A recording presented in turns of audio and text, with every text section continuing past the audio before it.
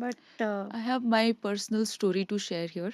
So I started working as journalist for Electronics for You magazine, and we were doing a design conference. So one of the sponsors said that we are looking for a Marcom person. Would you be interested? So they called me for interview, and then I went for the interview, and I said that I am maybe pregnant. They're like, "What do you mean maybe pregnant?" I said, "I'm just waiting for my results. Maybe I'm pregnant, so I can't join you full time."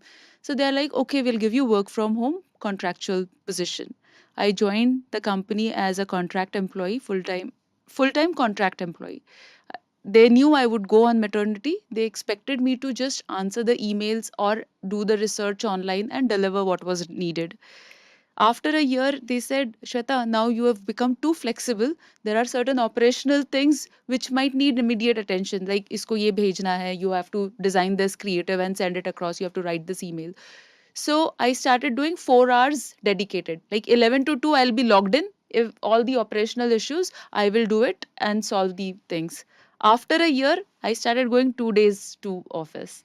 And after 3 years, I took full-time position in Bangalore with the same company. yeah, So I spent 3 years. There could be a salary dip in that, but I think that is what I chose because I decided my priority that time. mm, Got it.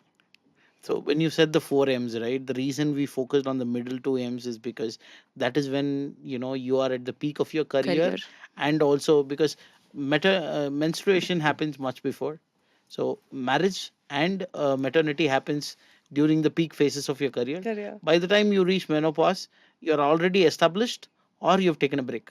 But you So, always have something to manage. so there is something to Another manage. Right? You M. have something parallelly going on every time. Yeah.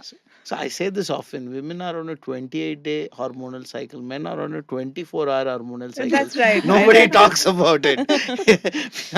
So we have a 24, but it's just gotten to be a part of our lives, and we don't talk about it that much. We don't stigmatize it also that much. So that is something probably this becomes a normal topic and not a taboo topic to be addressed or Exactly. something like Yeah. that. That'll make life easier. So Yes. that is what and then I want to kind of come back to you, Bhavna. So as someone who doesn't have children, how do you perceive the importance of companies supporting working parents? How does it impact the workplace culture? Oh, so for me, it's a different circumstantial thing, but I think it is very, very important because I've seen how uh, women in my life who've had a career and how companies have taken care of them. So, like, my mother was a working parent all through, and it becomes very important for any organization. And I wouldn't say it's only for women, I think for men as well. The policies have to be similar. The policies have to be there for, because it's a phase in life. As you said, the peak of the career is when the kids are also growing in a normal marriageable cycle kind of a thing. So it's important for that comfort to be there for you to have your peak performance, because and do the best in your career on that particular day.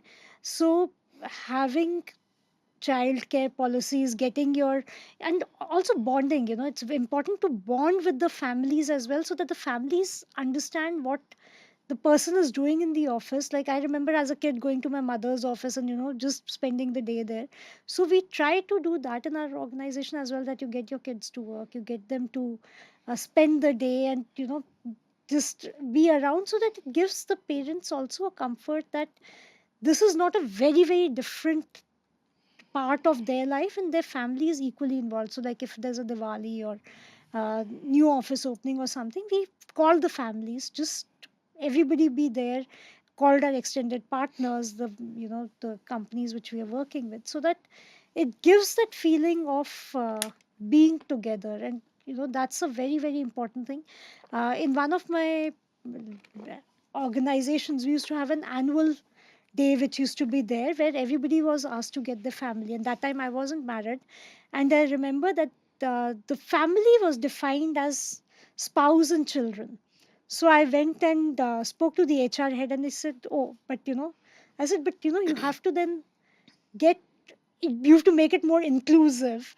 And then they actually had to change the policy and say parents, siblings, and if you're staying alone, then your friends, girlfriend, boyfriend, best friend, whoever is included. So that's something which we have to take care of. Another one of my companies, I actually gave up an opportunity to move outside the country because they said that in your work visa your mom is not going to be a dependent. So that doesn't work for me. So they defined spouse and children, and everything was with the spouse and children, and the parents were not taken care of. So I think that is the mindset which organizations need to change. A family is a family unit. You can't define that only your spouse and children can be a family, or your parents can be a family, and whatever. So it has to be very, very So inclusive there.